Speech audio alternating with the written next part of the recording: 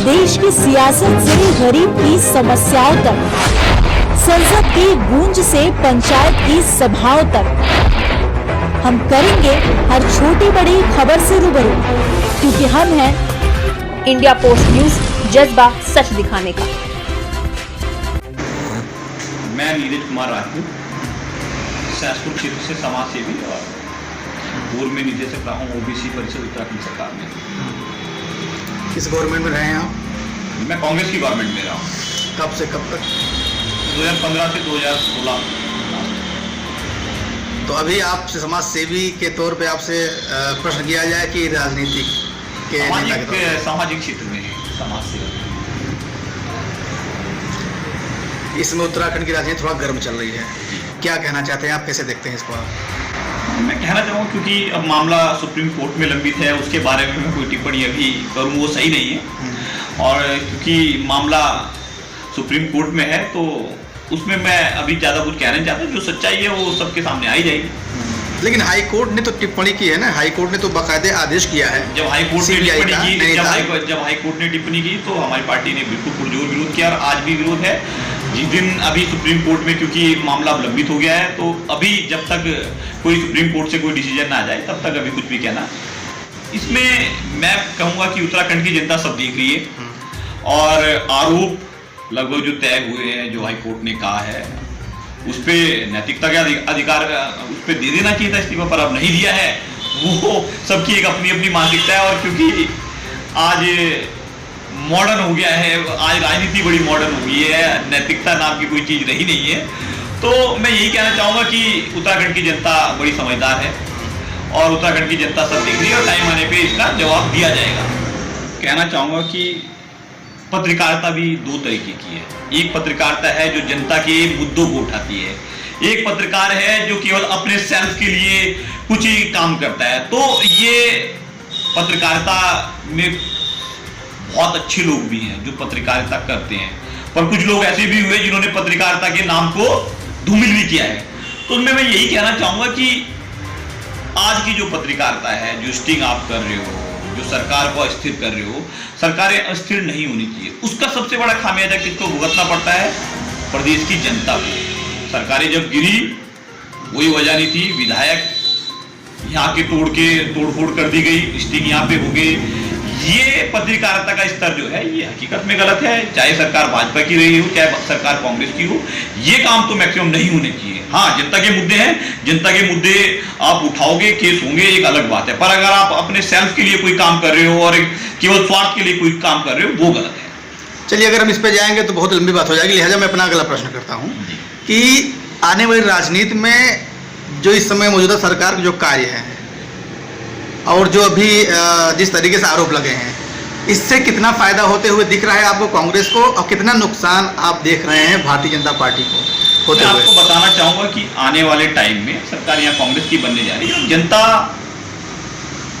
देख रही है कि क्या हो रहा है, यूथ के मुद्दे पे क्या हो रहा है, रोजगार के मुद्दे पे क्या है, ये सारी चीज जनता देख रही है और इसका 2022 में पुरजोर तरीके से इसका जनता अपने वोट के माध्यम से इस पर रोष दिखाएगी, ऐसा मुझे लगता है।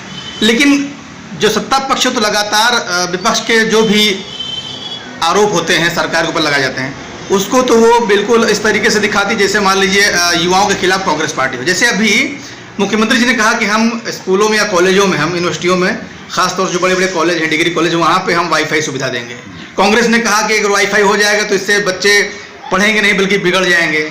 ऐसे में कैसे बिगड़ जाएंगे आखिरकार? मैं आपको बताना चाहता हूं, जब कांग्रेस की सरकार थी, हरीश रावत जी जब सीएम थे, ये वाईफाई सबसे पहले हमने अपने कॉलेजों में, अपने क्षेत्रों में लगवाया भी है। तो आज विरोध क्यों हो रहा है? आधुनिक मैं बताना चाह रहा हूँ कि ये किसने बोला है ये मुझे नहीं पता है, पर मैं कहूँगा कि आधुनिक जीवन के लिए वाईफाई होना, वाईफाई का काम होना, इसमें कोई बुराई है नहीं।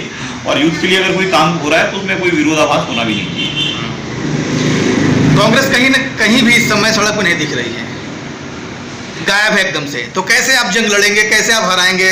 मैं आपको बताना चाहता हूँ कांग्रेस अपनी पूरी लड़ाई लड़ रही है और रोडों पे भी है आज की डेट में, और अब इस मुहिम को बहुत जल्दी और तीव्रता देने की जरूरत है। और वो मुझे लगता है कि अभी 1 साल बचा है, घर घर जाके अपनी बातें रखी जाएंगी, जनता की बात को रखा जाएगा और पूरे प्रदेश में जो कार्य नहीं हुए यूथ के लिए या समाज के लिए उन्हें लोगों को घर घर जाके बताया जाएगा। अभी एक मुद्दा आपको मिल गया, वो था किसानों के एमएसपी, किसानों के जो है फसल की उपज को लेकर के जो मुद्दा मिला है, उसी मुद्दे पे कांग्रेस थोड़ा बहुत सरकार को घेरते हुए दिख रही है।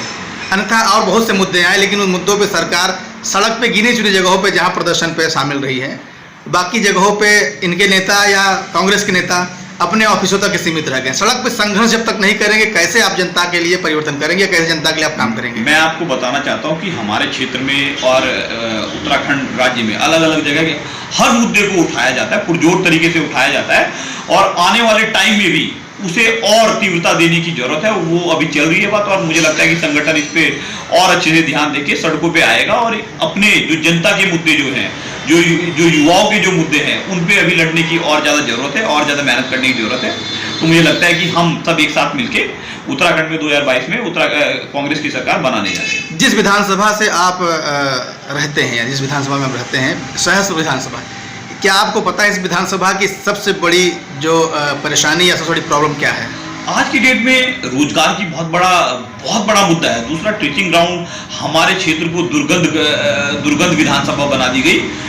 पूरी विधानसभा में इसका प्रकोप है। आने वाले टाइम में जितनी महामारी फैलेगी ये हमारी विधानसभा से होकर फैलेगी। बहुत बड़ा मुद्दा है, ये नहीं होना चाहिए था। ट्रेचिंग ग्राउंड के मुद्दे पे मैं कहता हूँ हमारे में तो निवेदन हमारे विधायक जी से भी है, क्योंकि अभी वो सत्ता पक्ष के हैं, हमारे विधायक जी से कि इस मुद्दे पे अपनी बात को जरूर रखें और इसे हटवाने का काम करें, क्योंकि ये बहुत बड़ा मुद्दा है।